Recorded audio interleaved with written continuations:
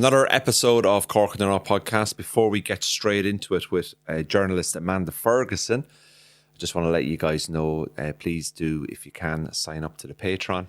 It's £3 a month for extra episodes and also discounted tickets to live shows and stuff, which are going to be announced pretty soon. It really does support and help the podcast. Do appreciate it. I know a lot of people who listen and watch these podcasts, obviously we put them out for free, but this really helps us with progressing and getting better. A few ideas in the pipeline coming up, and if you want to show your support, that would be great. So basically, just so if you were listening a couple of weeks ago, we talked about my nephew Louis as well, who recently signed for Cork City Football Academy, and a company called Grugan's Gloves got in contact. I hope I pronounced it right now. Grugan's Gloves have been in contact, and they supplied him with some gloves, hats and snoods and stuff for him, which is fantastic. It's a local company from Tyrone, and if you want to get anything with them, you can go onto their website, grugansgloves.com, to check out what they have, and use the code Cork in the North, and you get 15% off. 15% off. Okay, so just as a bit of a thank you to them, I wanted to give them a bit of a shout out for us. They really enjoy listening to the pod and stuff like that. So go on to their website. The links will be in the YouTube description here, and also on Spotify, and also on the Instagrams and stuff like that. But if you're looking for any winter gear, outdoor gear, sporting gear, gloves, hats, snoods, please give them a bit of a shout out. My nephew was absolutely delighted with the products and stuff like that. So these are a business that's based in Tyrone as well. So it's important if you can support a local company, would be great. So we have Amanda Ferguson on the podcast this week. She's a journalist. Really enjoyed chatting to her. I learned loads. I'm trying to branch out into a few other different types of people in Northern Ireland and stuff. And I was quite nervous about interviewing her as well because, I'm not a journalist myself. I'm a comedian, and it's kind of, I wanted to find a little bit about how she works and what she does. I think it's a really interesting podcast and something different as well for Cork in the North. So yeah, thanks to everybody. Please sign up to the Patreon. Please buy some bloody merch. I'm blue in the face of telling you. Go onto the website and check out the gloves, hats and snooze by Grugan's and Tyrone. All the details are there. Enjoy the episode. Love you loads. Love you. Money. Right, ladies and gentlemen, another episode of Cork and the North podcast this week. Joining me, somebody I've been trying to get on. We nearly had her on a good while ago, and then all of a sudden popped up again. A journalist, freelance journalist, working and covering lots of things all over Northern Ireland. Amanda Ferguson, how are you? I'm good. Thank you so much for coming on. You first came to my mind about a year ago. Was it October 22? Something like that. When you flashed up to say it. I was always thinking to myself, who could we get on that's a little bit different, that's kind of away from the comedy scene? I want to get someone that is not afraid to turn up at conferences of political parties and get refused. That was awkward. So when you came to my mind, the first time I remember hearing about you was, I Googled you and then I saw you had a big weekend. You went to the DUP conference and you didn't get in. Yeah, it was a bit of a weird one. Like whenever you apply for a political party accreditation, it's usually just a formality. And I had been in touch in advance to say what the different clients that I was working for wanted in terms of access to reps and all that stuff. And then I turned up and they tried to say that I wasn't getting in. And I didn't get really angry about it until later on in the day. But I made it clear that I wasn't going anywhere. And I think that the objection to my presence seemed to be because I had participated in a conference on a professional basis to interview politicians about what they saw the future of Ireland being. So whenever I explained, I'm there like as an interviewer, as a paid interviewer, what's the problem? And there seemed to be some concerns around that. And then whenever that didn't work, the fact that I'm pro-choice seemed to pop up into the mix as well. So I stood my ground, or sat my ground. So kind of censoring journalists because of different views, basically. Do you think that was... Well, it was more a misinterpretation of what had actually happened. I wasn't there to participate in the Ireland's Future event as an advocate or a campaigner. I was there to interview people, and that happens quite a lot. In this place, journalists go and speak to people about a whole pile of different things. So it was a bit of an odd experience, and I wish it hadn't happened, and I doubt it'll happen again. Because as a journalist, you tell a story, you don't become the story. Yeah, it was an awkward position to be in because I just wanted to go and do my job, and then you are the story. It's great. And then, it was a bit strange, being asked for quotes on it and to speak on it, but it was one of those topics that you had to speak on it because it was so important. Can I ask you when that kicked off that day, because it was all online, wasn't it? It went like the Twitter and all that kind of malarkey. What's it like to be in a bit of a storm like that?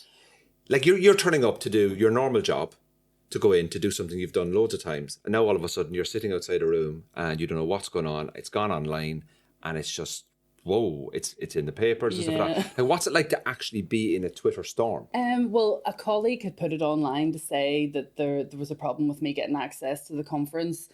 So then it became, people messaged me to find out what was going on. So as well as like the work that I do for my clients, I will always do like an online thread or a social media thread for it. So I just thought, right, well, here we go. So I just started documenting what was happening as it was happening. And I think with every sort of tweet that was being put out, that there was sort of wailing and gnashing of teeth going on in the background perhaps. And then essentially it boiled down to I had become the story at the start of the conference, and nobody was really talking about anything else. So it was interesting to feel what that might like feel for someone else who does become a headline. And then in the end, like essentially colleagues had to say, if you don't let her in, we're all going to have to leave.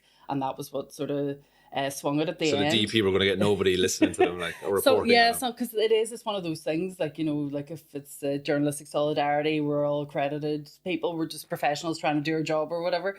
And then I just, after I got annoyed about it after I left, because whenever I got it, eventually got in, I had a word with the party leader and so on, and then I just did my job and then left, and that was whenever I sort of just get annoyed about it, and then I don't think that's going to be happening to anybody again. Was it a nice feeling when all the other journalists rallied around you? Yes. Did you feel a bit like, this is what we're here, like, you know what I mean? It must have felt really good. Yeah, well, like I've always been very active in the union. It was quite instructive actually as to who was the sort of most supportive, out of everybody. But yeah, it's like you can't. The NUJ was really strong and put out a statement and so on, and then I had to do radio about it. I really wish that it had never happened at all, but it has happened, and it did happen, and we just sort of moved on from it. And there's no issue, now. Yeah. Like there's no. And like you've met like Jeffrey Donaldson, if you've interviewed him and stuff like that. Yeah. And like, did this come from the top, do you think, or did this came from just from the press office of the DUP? Like, where did like, surely this must come from somewhere. Well, there's maybe a few reps who aren't maybe my biggest fans. I think one of the issue is that people that work within the media can do different things. So you can be a reporter, which is he said, she said, letting people know what's going on. But then you can also give analysis, and you can also give commentary. And because I work for myself, I work for a whole pile of different people and do different functions and have different hats on. So I think sometimes because of the nature of this particular society that we're living in, that people sort of try to control what people are saying or what they're doing. And I think there was an element of that in the mix as well, but it was quite funny afterwards whenever I eventually was in the conference, because there was a few heads spinning about the fact that I was inside now. But yeah, I think it was just really one of those episodes that you wouldn't I wish it had never happened. And I think it was a lesson learned. Did you have a stiff drink that night? I did not. No. No, I don't drink in the house. I only drink whenever I go out. So I'm just stand outside the front door and I'm like, yeah, on the doorstep. Fucking DUP, I tell you something. It wouldn't happen now with anyone else. No, we've sort of moved, because you have to move on from something like that. You have to just get back to it, and then we have requested someone from the DUP to come onto this podcast. As you can imagine, it was we haven't even got a reply. I don't think the email was even opened. Yeah, I can't see. Good luck with that. Good luck with that. Actually, why since I've lived up here now a couple of years, and I go online, I don't do Twitter and stuff like that. So one thing that's baffled me, I lived in England for 16 years. I'm from the Cork, right? I grew up in a very politically, how would you say, a family that was quite, we would talk a lot about politics. Okay? My dad was heavily involved as a speechwriter, he was an advisor. My uncle was the head of the Irish Civil Service. He was the chief of the Irish Law Society. He became chief executive of the Irish Horse Racing Authority. There was a lot of... it just sounds like you're making stuff up. No, it's just a long list. My uncle Noel, God rest him, he used to work with Margaret Thatcher in the 80s and the 90s. And he was the guy that introduced DNA testing in Ireland, that brought it in. Right. So I've always been interested in politics, right, but I would never be an activist, or I would never write about it, or I would never be vocal about it. Like, if you met me after about a week, you still probably wouldn't know what my leanings were. Yeah. Do you know what I mean? Well, but since I've lived here, this place baffles me. Yeah, well, like, I'm from a cross-community background, and I'm not from a political family. I'm not from the sort of... and because, I have one parent from each tradition, I'm very happy with difference and, very relaxed about it all. So I'm definitely not... coming at things from, a particular position where I don't get what's going on. Like the only political sort of link in my family is that my late grandfather was an Alliance Party councillor for a couple of terms, like in the 70s and 80s. So I didn't come from that family.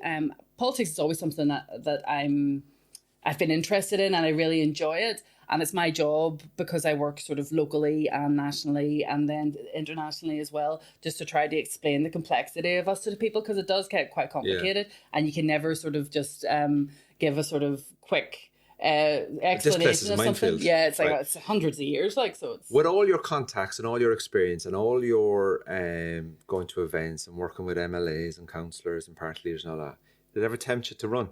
No, there was a Have rumor. you ever been approached? There was a rumor. No, I've never been approached, but there was a rumor that was put out a couple of years ago that that I was quitting journalism, that I was going to work for a political party press office, that I was going to be running in North Belfast. I mean, Sinn Féin? It was, and that I was going to be running in North Belfast. And I actually had to put a statement out to say, I know that the pandemic's on here and journalism, is changing, but like absolutely not. Like, I love being in the thick of it and having the ringside seat to history and getting to talk to everybody and asking everybody the questions. But like, I wouldn't want to do it myself. I think it's actually one of the reasons why I'm a self-employed journalist as well, because I like so much variety and I like the role. You don't want to be aligned with anyone, really. Like, I wouldn't fancy it. Like, I definitely wouldn't. It wouldn't be for me. If you were aligned to somebody and shit hit the fan, how am I going to construct this to still look fair and balanced or whatever, Well, I don't have any concerns about that, because I know who I am, and anybody with sense knows where I'm coming from as well. And like, I do get a lot of crap online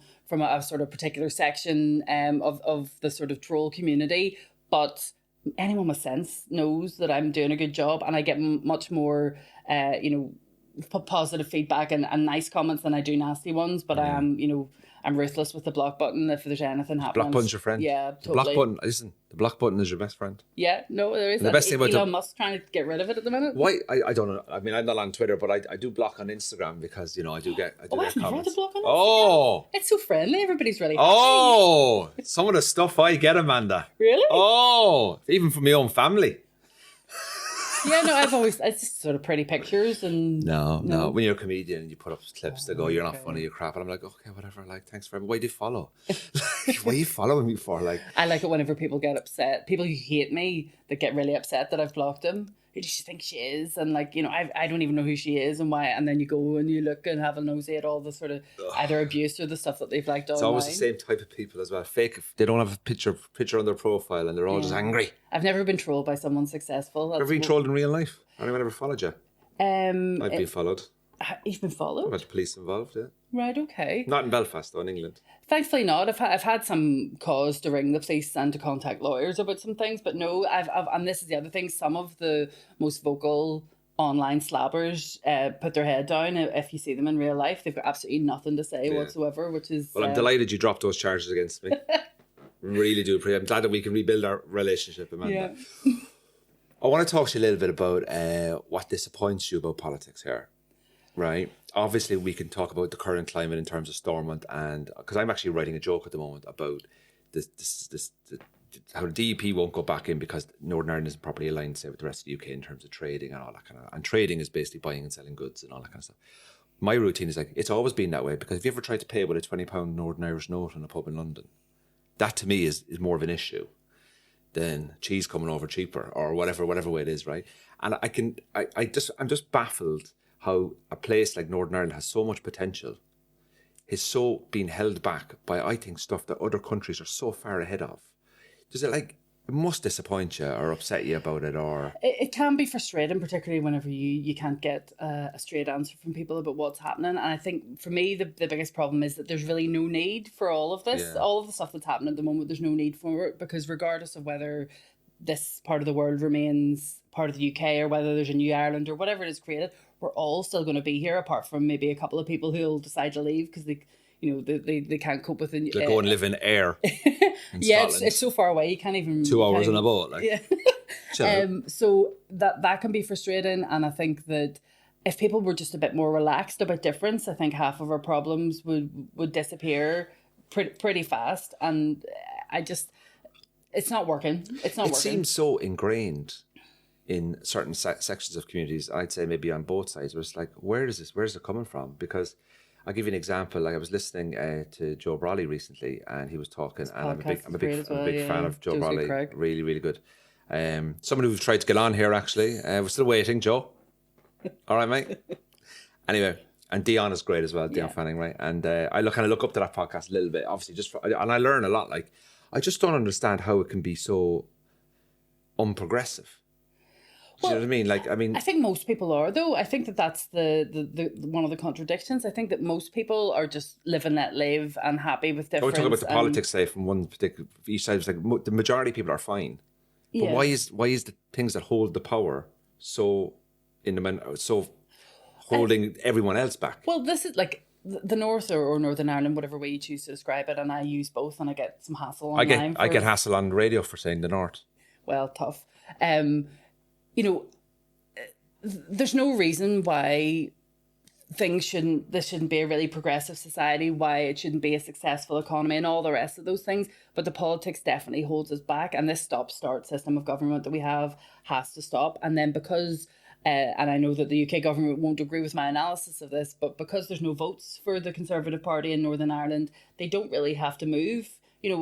We know that the impasse at the minute is because the DUP won't go back in, but in the absence of like a sign that they're imminently going to return to government, it is the responsibility of the UK government in partnership with the Irish government, if they would involve them a bit more, to get things sorted out, and they're not doing that. So whenever you try to present that to the UK government, they will just point you back to the local parties, and then it means nothing's getting done and there's no ministerial oversight. So it's an awful position, because the list of problems is as long as your arm, and you're seeing and hearing from people who are suffering because of what's going on, and it just seems as if we're used to a certain level of dysfunction in society here. So it's something has to change on that.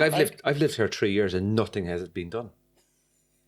Like, I mean this with the utmost respect. Yeah. I haven't seen a no road. I haven't seen money invested in health. I haven't seen a new centre open. I haven't heard about anything. I haven't seen a new housing estate being built. I haven't seen any developments with, say, for example, Belfast International Airport. I haven't seen any improvement in transport links. Funding is being cut in education, healthcare, blah, blah, blah. I'm like, no, it's literally just like, right, it seems like this place stopped in 2008 or 10 or 12, and it's just the same. There is good stuff happening. I know local councils and stuff like that still have powers and stuff like that, but like, you don't see anything big moving, there's nothing kind of like... We're always about 10 years behind on everything, and that comes to the good stuff and the bad stuff, and we don't really seem to learn from other jurisdictions. So we're 2013 here. Yeah, pretty much. Pretty much. It's kind of...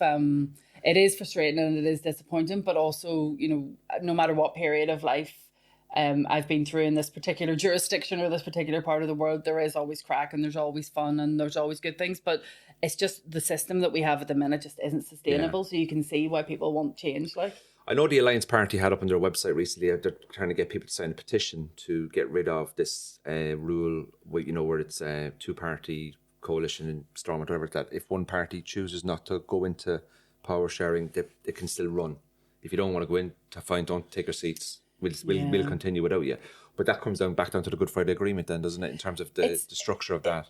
The issue with that is that it's easy to say that, but then you wouldn't want communities feeling as if they were being excluded. And I know that the argument's there that it's parties currently excluding themselves. I think one of the problems for the DUP is that it says that it has a mandate to stay out of government, but it's also stopping all the parties with a mandate to go into government from doing it. So I reckon if Stormont comes back this time, and it's not a guarantee, it's an if it does come back this time, there clearly does have to be some sort of reform, but what that looks like, it's not quite clear yet. And I think the reason the Alliance is doing that is because the UK government has said we need to hear the desire for change coming from the grassroots and coming from the people rather than coming from political parties who would benefit from it. But something has to change, because I have spent most of my journalistic career, and I've been doing this for about 13 years, and I've maybe been doing politics for about sort of half, 3/4 of it. Most of my time has been on air being, will they go back into government? Will they not go back into government? And why? And I think that there is a sort of...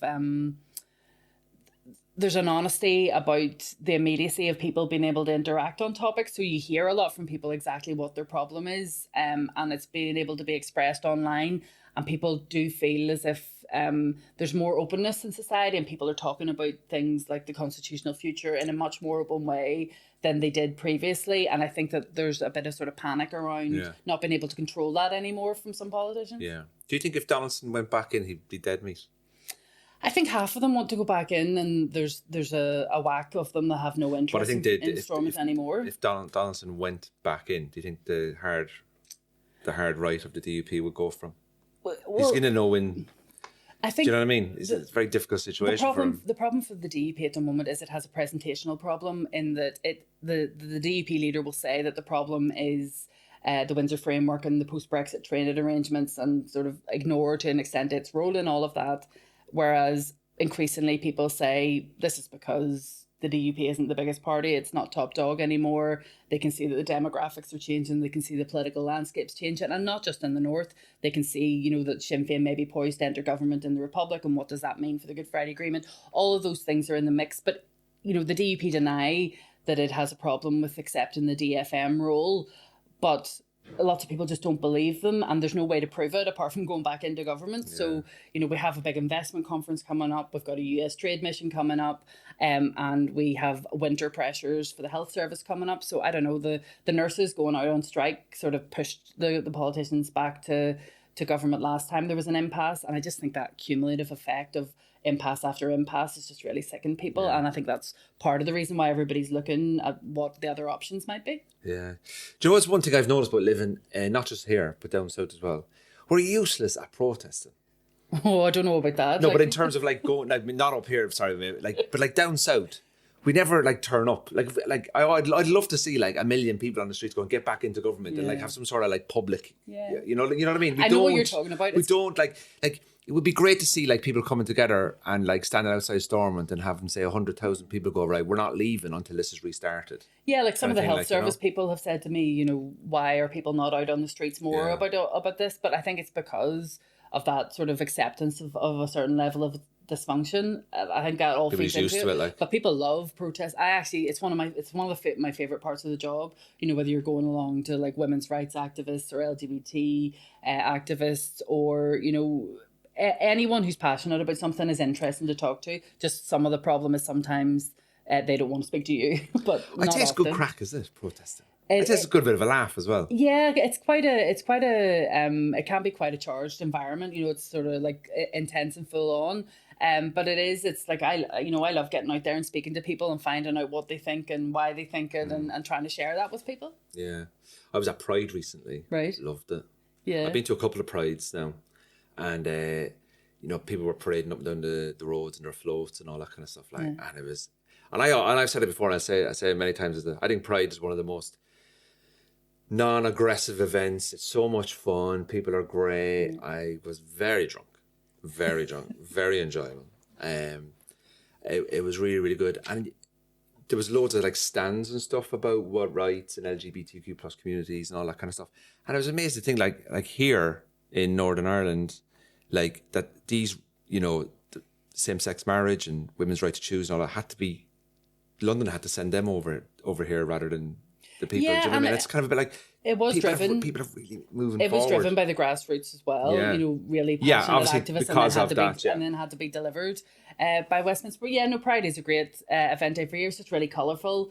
And I think sometimes this is one of the things that I object to, and I know that the media has a role to play in this, and it's something we have to think about, is that Pride attracts tens of thousands of amazing diverse people, and there's a lot of fun and a lot of colour, and you can see why kids would enjoy it and families enjoy it, and it's also a protest as well for people to highlight the rights risk. But there's maybe a handful of people that protest it, and half of the media attention, or most of the media attention, will go to that. And I think there's a sort of question to be asked about people getting disproportionate focus on the sort of rage machine of it's an easy, lazy kind of headline. But it's reactionary. It's clickbait. Yeah. It's kind of clickbait. The guy outside the Primark screaming and shouting.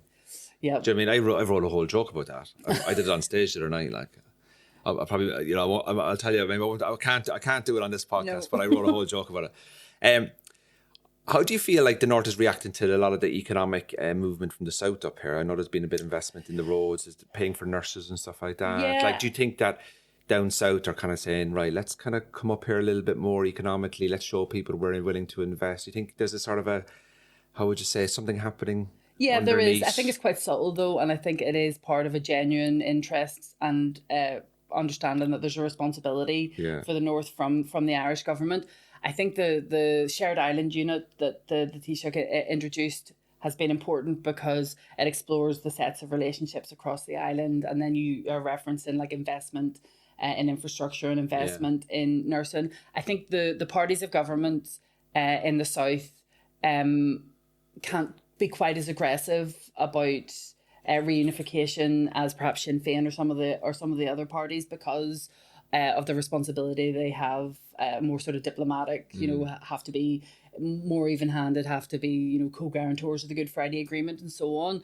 So I think that that is, and also as well, everybody knows what the crack is whenever it comes to this part of the world. Oh, yeah. It's part of the UK. If people want to vote for something different, they're going to, and that's democracy. So it's an interesting time that we're living in because people are starting to look, and even within the media, we're starting to look as well. Some of us work in all island teams for different clients and different organisations, and there is a realisation that we have to get to know each other's jurisdiction better, that we have stuff to learn from each other because there is an absence of knowledge there to a certain extent, but it really depends who you talk to. Do you think something is coming? Do you think there's a big change coming? Yeah, like I can't see, in terms of my analysis of where we're at, I think that Irish reunification is something that will happen in the medium term. I can't see it happening in the short term, but I think it's something that it's pointed in that direction. And I think that perhaps maybe unionism has left it quite late to try to start selling the benefits of the union. But I think it's important that that is something that happens because you don't want whatever border poll is going to come eventually to be, a rerun of the Brexit arguments. You have to make sure that there's factual information, that people know, what is being said is truthful and being honest. But it's kind of the point that I was making at the start, Andrew, about, we're different and we have different identities and different beliefs and different aspirations for the future, but we're all still going to be here, and that's not going to change. It's not as if someone's going to have their identity taken away from them or change, but that progression that you're talking about is a big part of it. I think the last census down south, I think the biggest minority population down south is British people. Yeah, and they get on fine. I don't hear them complaining. Do you know what I mean? Yeah, but it's a different set of circumstances. I understand. Yes, I understand it is a very different set of because these are people probably who have second homes or, you know what I mean? Like they're coming over living in West Cork and they're like, blah, blah. And look. My family's from West Cork. Well, I did. well, no. Thank you for coming on West Cork and our podcast, man. What part of West Cork? Well, this is one of the things that I tried to do my family tree stuff and found out that the family was from West Cork on my mum's side. We went down and we were going to do, visiting all the addresses and all that sort of crack. But I got food poisoning the first night. In Cork? Yeah, and Paddy had driven us down and I woke up the next morning and I was just horrendous. Really, I'd just been sick pretty much. Where did you eat? I can't. Don't name it, but was it in the city? I'm not. Yeah, we'll stay away from that. And I know who you're talking about. I had to leave. We had to leave, and it was something on a weekend at Bernie's. I was like a corpse in the back of the car, shaking all the way up the road, so I didn't get to invest my time. But it makes sense because because of my sort of mixed background. Part of my family's from West Cork, part of my family's from Larne, and the other part of my family's from Belfast. How did the family come together? I think it was discos. I think it was my dad was running discos or something. Yeah, and he was going around the country.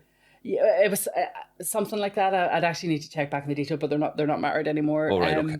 Yeah, so it's so my mum's from my mum always laughs whenever I out her as a Fenian on air. I'm like, she's the Catholic side of the family, and my dad's the Protestant side of the family. Still welcome. And my whole upbringing was just hearing all the different sort of my girlfriend's from the British side. Right, okay. So I wouldn't really care, what you are. Do you know what I mean? I lived in Britain for years. I loved it. British people. I like to visit. Like London and stuff. Yeah, this is the thing, because because I came into journalism whenever I was 30, I sort of had choices to make about where I wanted to work, and I purposely wanted to stay in Belfast. And I sometimes do bits in London, I sometimes do bits in Dublin, and I like visiting both cities, but I wouldn't want to I'd move back to London tomorrow. Would you? Oh, 100%. I like to visit. It's too many people. There's too much going on. Love it. But yeah, like it's, who cares? Like who cares? Yeah, Careless. but like obviously a lot of people do care. And I understand that. Yeah. And but yeah. Do you feel you think that maybe something will happen? Do you think like it excites you that something would happen? Like, because I know you went to the forum last year and stuff like that down south, the shared island, blah blah blah. But do you? I'm trying. How do I pitch this down the right way forward? Like,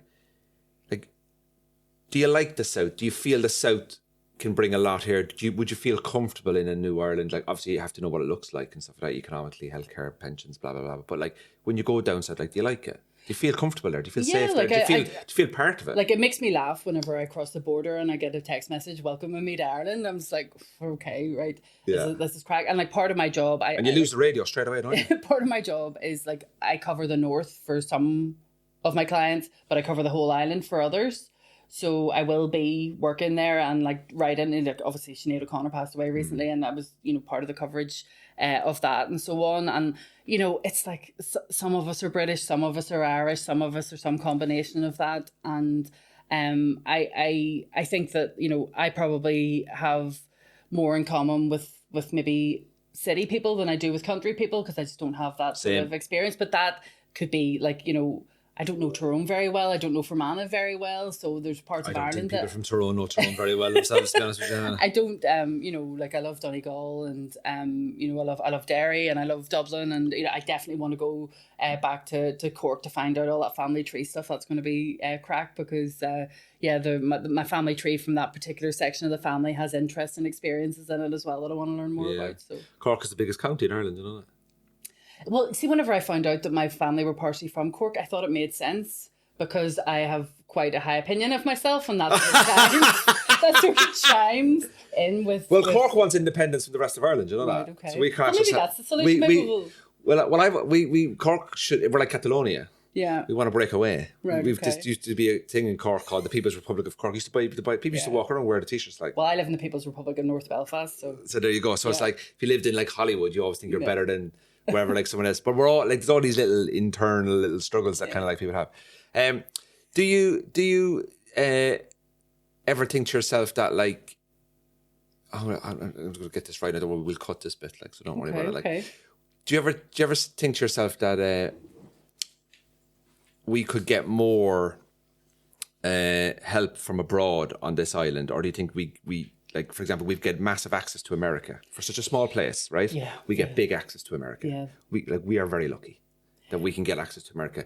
Like, do you ever think like the American side of things that come over here, that they will have a big impact in the future? Yeah, no, I definitely do. I think, the trajectory is pointing towards Irish unity, and if that is something that happens in the future, I think that America and the EU would be very supportive of that particular context. But I also think that in the future, there's going to be more of a sort of understanding of maybe East-West, that while there's an opportunity to collaborate across the island, it's also important to collaborate across the two islands, because our identities are all mixed up. We're all, experiencing different parts of the same cultures. We're neighbours to each other. Obviously, there's, a huge chunk of people in the north that have a very sort of firm British identity. So I think that in the time ahead that there'll be more focus on all of the different strands of relationships that there are, not necessarily just on the island, but definitely I'd imagine that the Americans and the EU would flood the place with money. And that's what I think. I think economically it could be stolen, because like I remember Joe Barry saying, he's like, crime and extremism is poverty. Yeah. Do you know what I mean? And if people have nothing to protect. Yeah. The happy people don't riot, There you go. Like I'm like, I've got, happy people don't riot. So, investment in young education, early childhood, showing people that like, you can have a better life if you go kind of like go this way. And I often feel when I'm like living here and I'm kind of driving around and stuff like that, like in every city, in every area that you're in, doesn't matter where it is, like has high crime, has poverty, has rundown areas. Cork has plenty of them. Dublin has plenty of them. Galway, Belfast, Derry, Londonderry, whatever it is, kind of thing. I often think to myself, like, every 5 years or every 7 years, there's a government that comes into whichever country. Everyone's like, oh, we're going to invest in homelessness, we're going to invest in crime, we're going to invest in education and all that kind of stuff. I'm saying to myself, no one's got it right yet. Yeah. And it's like, what's the sometimes go, what's the fucking point half the time? Because you can't seem to fix anything. Are you advocating for system change, Andrew? I tell you, a fucking coup. I want the army taken over. Do you know what I want? I want the Danish to come in and invade Ireland and take us over. No, but my point is that, like, everyone, what annoys me about politics, everything I see all the time, and you probably see this at the conferences, building for the future, focusing on future. Do you ever think to yourself, what about fucking now? Yeah. Like, the future was 5 years ago, and you didn't even do that. Like, and I just kind of say to myself, like, I get so fed up with it. Yeah. People spinning the same cliched lines at people, and no wonder people are sitting at home getting angry. Yeah, and I think like the experts are there in all the different sectors that are showing people what the solutions are, and we're not choosing to do them to an extent. But yeah, so politics is in a bit of a mess, and this is the whole issue about whenever people talk about the future, like, you know, we're a dysfunctional jurisdiction, but it's not as if the rest of the island some sort of utopia, or the other island is some sort of utopia, you know, where everybody's getting it right. Like there are major problems across all the jurisdictions across Britain and Ireland, but I just think that the people here deserve something more and something different than what's currently happening, and you know, it can't be sustained that like no decisions are getting made. They're very resilient here, aren't they, the people?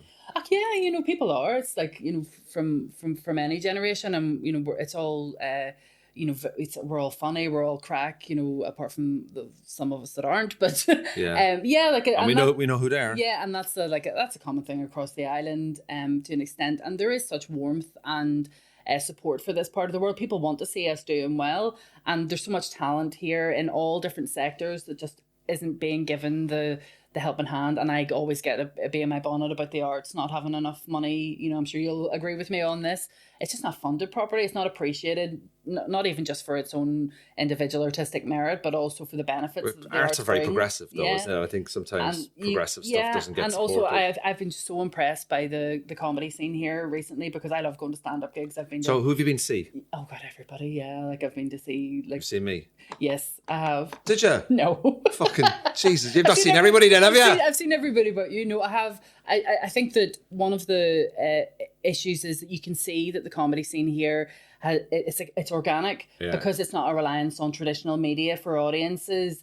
I think that, you know, the traditional media is going to be bypassed if it doesn't get on board with the idea that you have to. And it has, and a lot of people are just going their own way. Like I know some comedians now that people say, "Do you want to do this on TV?" They're like, no, why would I want to go on TV? I've got my own platforms. Yeah, and I think one thing that impresses me about the comedy here in Northern Ireland is it's not political. Very little. Now, don't get me wrong, there is tiny little segment. If you go and see somebody who does an hour show, depending on kind of which comedian, they might only have 2 or 3 minutes on the 70s and the 80s and stuff like that, and what kind of went on. There might be a few reference points and stuff like that. Like, but they won't be standing there like doing massive political rallies or trying to, you know, energize people. Like I live in a British area. Like I do plenty of gags about living there, but it's not the crux of the show. Do you know what I mean? Like, it's not my identity on stage. Yeah. Do you know what I mean? When you were growing up, did you ever see much hassle around here at all? Like, when, you know, like, because, you know, did you ever get into, was there any issues around where you lived growing up and that kind of got you into journalism? Like, how did it kind of fall into it? There's some journalists within my family, so I grew up around them to an extent, and it was something that I wanted to do when I was a kid, but then didn't for various reasons, and I came back to it whenever I was older. But I grew up in sort of like middle class, mixed marriage, Catholic-y kind of area.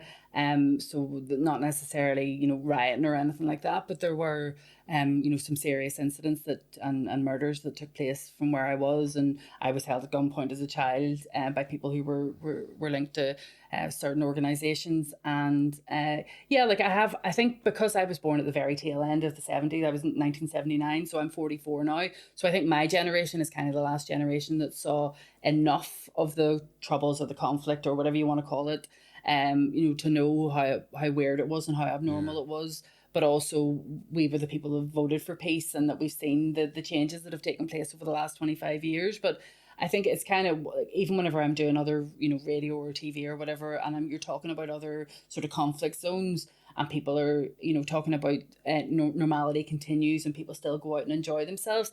I think that's part of like the, you know, keeping yourself sane, that in the midst of a very abnormal scenario that it's defiance almost to enjoy yourself and have fun. So even though my childhood was weird, you know, with bag checks and bomb scares and like all of that different sort of stuff, like we had a great Very time as normal well. as well, Yeah, wasn't it? we Very were just doing all the things that you would normally do as well. Like I know somebody that's working out in eastern Ukraine at the moment, and fancy it myself. they go out and do a couple of weeks on the border, and then they come in and they have a week decompression. Yeah, and they said you could be in a city and there could be sirens going off, and then he was in a place where there was a fashion show on. Yeah. And he said, like, half a mile up the road, this building's getting blown up. There's a fashion show on. And, like, I went out to Lebanon last year to interview refugees in the Syrian border.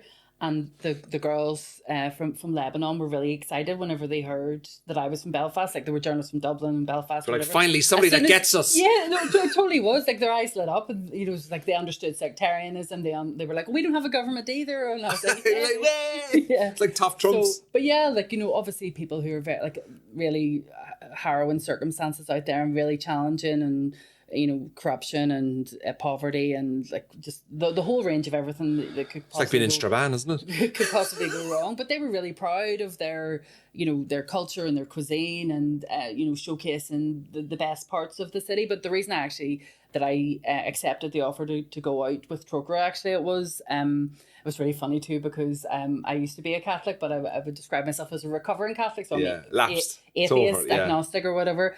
And whenever they approached me, they were like, you know, Troker is like the Catholic. I used to give money into it when I was a kid. I used to put money in the box when I was a kid. I used to take money out of the box. Buy a chomper at Twix. So like, it was interesting whenever that, you know, like they were like, I was like, yeah, that's fine. Of course, it's, you know, I don't. That's not an issue for me, as long as it's not an issue for you that I'm a big raging atheist. And they were like, no, that's fine. Big raging atheist.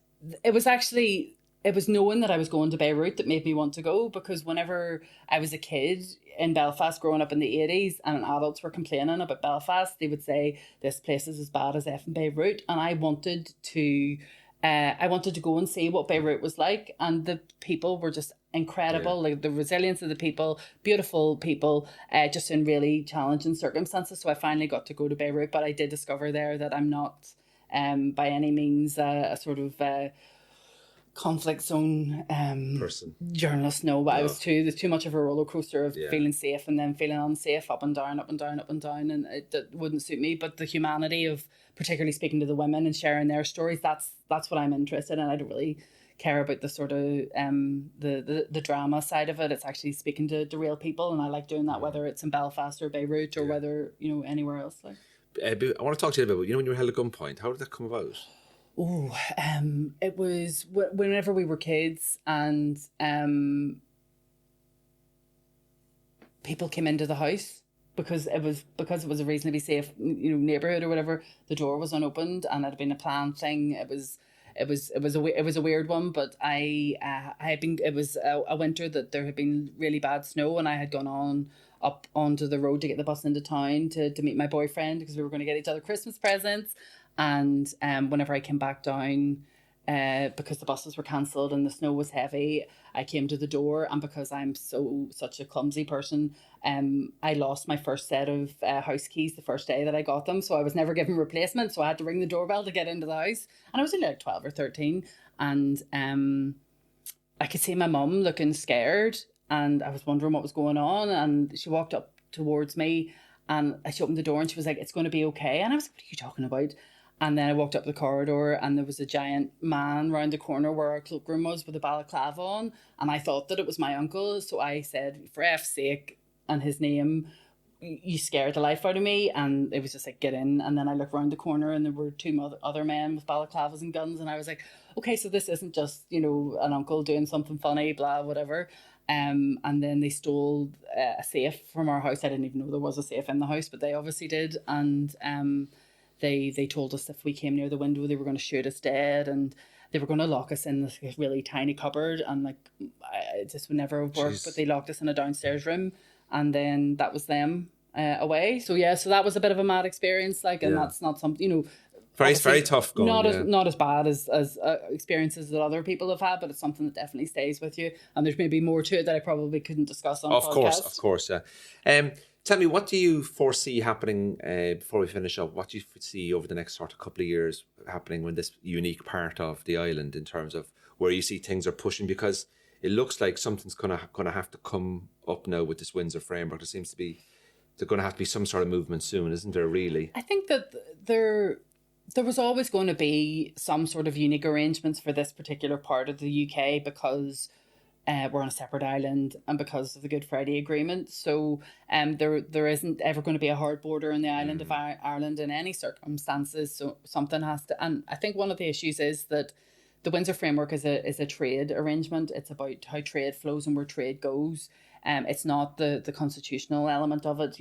Northern Ireland's part of the United Kingdom unless people would vote for something differently, and it'll be up to people to decide whether they want that or not in the future. That's up to them. So I think that there's maybe some perceptions and there's some sort of fear in and among what's happening at the moment with regard to attitudes about the post-Brexit trading arrangement, but something has to happen soon. Like, we can't keep going on the way that we're going. So you would think, you would like to think that something would happen in the next number of months, but there's also an election coming up in the Westminster elections and elections across the island, so who knows? Does it excite you?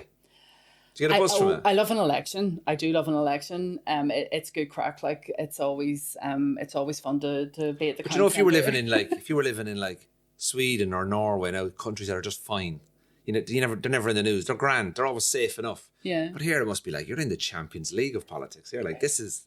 It's a great you know what I mean? place. It's never ending. It's a great place to be a journalist, and particularly to be a self-employed journalist, because whenever something happens, I report on it or speak on it locally. Then I do stuff across the island, then I do stuff on the other island, and then I do stuff internationally as well. So it's like, I think I would make a good primary school teacher because I know how to explain the different, our story to audiences that either have different understanding or different interest. Because it's so complex, you need to have someone who knows what they're talking about, because whenever people don't know what they're talking about, you can certainly hear it. There's plenty of them around.